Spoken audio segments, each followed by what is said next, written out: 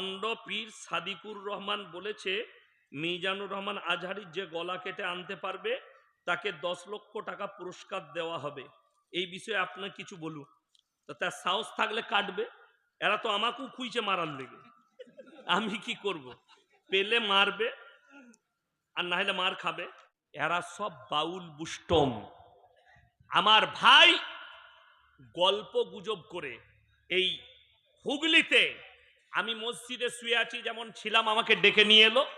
আমি তখন প্রস্রাব করে মুখ হাত ধুয়ে যাচ্ছি, এই মাত্র স্টেজে রাস্তায় হেঁটে যাচ্ছি, স্টেজ একটু দূরে।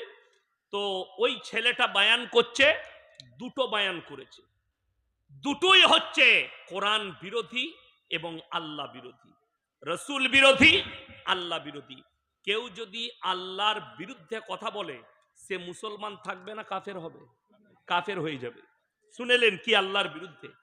যে কথাটা আল্লাহ কোরআনে নিজের জন্য প্রযোজ্য করেছেন, কোন নবী পাইগাম্বারের জন্য করেননি। কথাটা বলেন। আচ্ছা, এই লোক কোনদিন মুমিন হতে পারে? আল্লাহ তাআলা যেটা নিজের জন্য করেছে কেউ যদি কারোর উপরে ফিট করে। কথাটা শুনেলেন কি বলছে?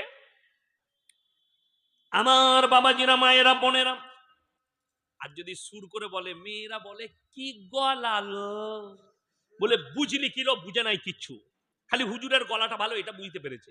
আর আমাদের দেশে তো সুরে জলসা শেষ, সুর করে সুরেতে জলসা শেষ। বুঝলি কি? হুজুর বুঝিনি কিছু, হুজুরের খালি গলাটা ভালো ছিল। কি বায়ান করছে? আমার ভাইয়েরা, আমার বাবাজিরা, মায়েরা, বোনেরা, বড় পীর আব্দুল কাদের জিলানী এত বড় পীর ছিলেন, এত বড় পীর ছিলেন, এত বড় পীর ছিলেন। গোটা পৃথিবীর যতগুলো সমুদ্র আছে, নদী আছে, যত পানি আছে, আমার বাবাজিরা, সব পানিগুলো যদি কালি করে দেওয়া হয়, আর গাছগুলো যদি কলম করে দেওয়া হয়, আর পৃথিবীর মানুষ যদি বড় পীরের প্রশংসা লিখতে শুরু করে, আমার বাবাজিরা, সমস্ত পানি শেষ হবে কিন্তু বড় পীরের প্রশংসা লেখে শেষ করতে পারবে না। জোরে বলুন নাউজুবিল্লাহ। এটা কোরআন বিরোধী কিনা আমি প্রমাণ দিচ্ছি। আমাকে গাল দিবার আগে কোরআনটা শুনবেন। সূরা কাহাফ, কোন সূরা বললাম? সূরা কাহাফ, একবারই শেষ আয়াতের আগের আয়াত। কুল্লাউ কানাল বাহরু মিদাদাল লিকালিমাতি রাব্বি লানাফিদাল বাহরু ক্বাবলা আন তানফাদা কালিমাতু রাব্বি ওয়ালাউ জিনা বিমিসলিহি মাদাদা। হে আমার বিশ্ব নবী, পৃথিবীর মানুষকে বলে দাও, গোটা পৃথিবীর যতগুলো সমুদ্র আছে সব পানিগুলো যদি কালি করে দিই, আর পৃথিবীর মানুষ যদি আল্লাহর প্রশংসা লিখতে শুরু করে, পানিগুলো সব শেষ হবে। আবার আমি অতটাই পানি দেবো, অতটাই কালি দেবো, সেই পানিগুলো শেষ হবে, কিন্তু কিয়ামত পর্যন্ত আমার আল্লাহর প্রশংসা লেখে শেষ করতে পারবে না। জোরে বলুন সুবহানাল্লাহ। আল্লাহ এটা কার জন্য বললেন? নবীর জন্য নয়, শুধুমাত্র আল্লাহ নিজের জন্য প্রযোজ্য করলেন, আল্লাহ নিজের প্রশংসা করলেন। বাকি পৃথিবীর কোন ব্যক্তি নিজের প্রশংসা করার যোগ্যতা রাখে না, একমাত্র আল্লাহ রাব্বুল আলামিন রাখে। এই মূর্খ বক্তা, গাঁজাখোর বক্তা, সিন্নিখোর বক্তা, গুটকাখোর বক্তা, জিলাপিখোর বক্তা, ওই জায়গাটা, ওই কোরআনের আয়াতটা বড় পীরের নামে ফিট করছে। আজকে যদি বড় পীর আব্দুল কাদের জিলানী রাহমাতুল্লাহ আলাইহি জীবিত থাকতো, এই হারামখোর গুলোকে কাফের ফতোয়া দিত। আরো ঘটনা শুনেলে বাবাজিরা, একজন ব্যক্তি বিয়ে করেছেন, বিয়েটা কাকে করেছেন? একজন হাফিজে কোরআনকে।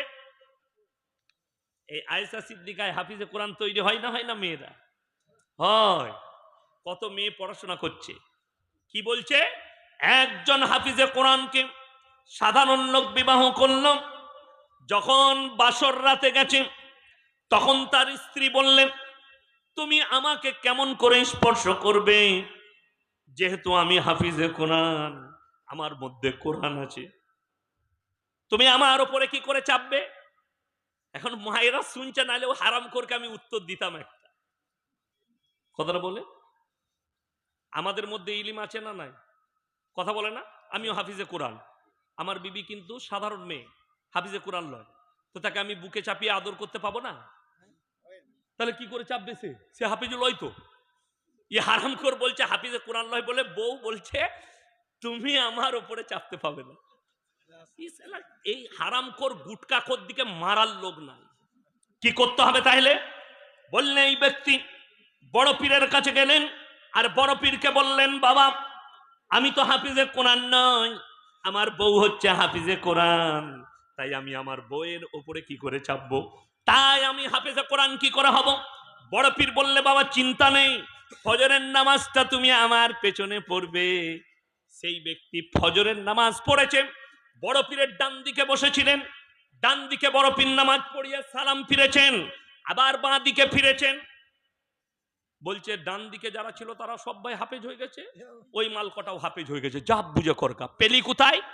আমি বললাম ঘটনা পেলে কোথায়? হুজুর শুনেছি। আমি বললাম তুই সুনা মলবি,